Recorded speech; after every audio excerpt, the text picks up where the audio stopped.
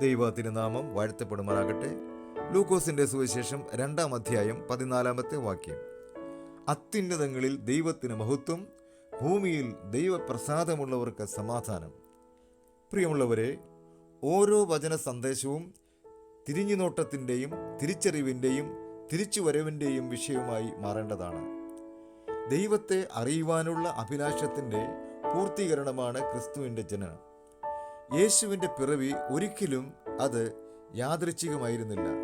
തൻ്റെ ജനനത്തിനും നൂറ്റാണ്ടുകൾക്ക് മുമ്പേ പ്രവാചകന്മാർ പ്രവചിച്ച സത്യം വിശുദ്ധ ബൈബിളിൽ അനേക ഭാഗങ്ങളിൽ രേഖപ്പെടുത്തിയിട്ടുണ്ട്. യേശു ക്രിസ്തുവിൻ്റെ ജനനത്തെ പ്രത്യേകമായ നിലയിൽ 2 വ്യത്യസ്ത വിഭാഗത്തിലുള്ളവർക്ക് വെളിപ്പെടുത്തപ്പെട്ടു. ഒന്നാമതായി,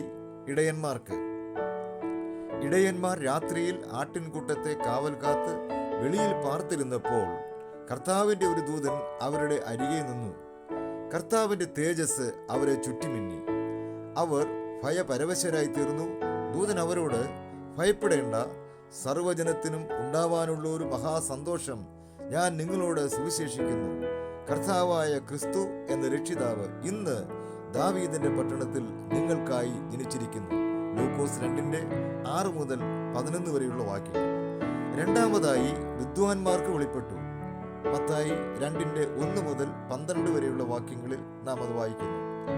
ഇക്കൂട്ടർ സമ്പന്നരും ജ്ഞാനികളും ദൈവിക വെളിപ്പാടുകളെ തുറന്ന ഹൃദയത്തോടെ വീക്ഷിച്ചവരുമായിരുന്നു.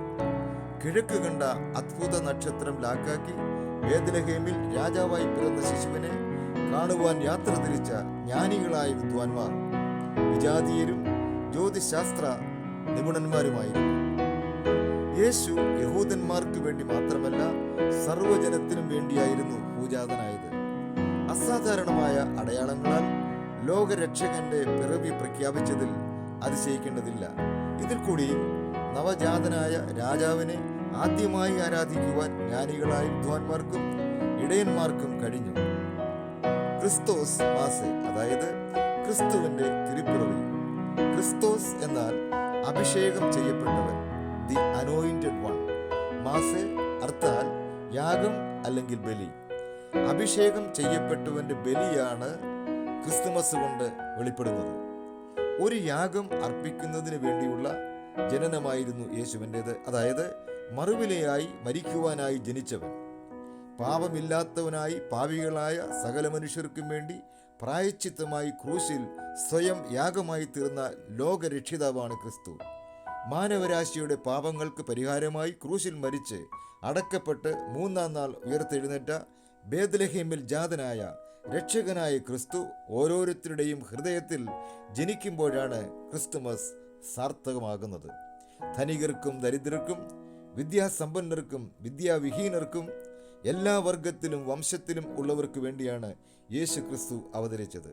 യേശുവിനെ ഹൃദയം കൊണ്ട് വിശ്വസിച്ച് എനിക്ക് വേണ്ടി എൻ്റെ പാപപരിഹാരത്തിനായി ക്രൂശിൽ മരിച്ചു എന്ന് ഏറ്റുപറയുന്ന ഏതൊരു വ്യക്തിക്കും ഒരു പുതിയ ജീവിതത്തിലേക്ക് പ്രവേശിക്കുവാൻ കഴിയുന്നതാണ്. യേശു ക്രിസ്തുവിൻ്റെ ജനനത്തേക്കാൾ പ്രാധാന്യം വാസ്തവത്തിൽ മരണത്തിനാണ്.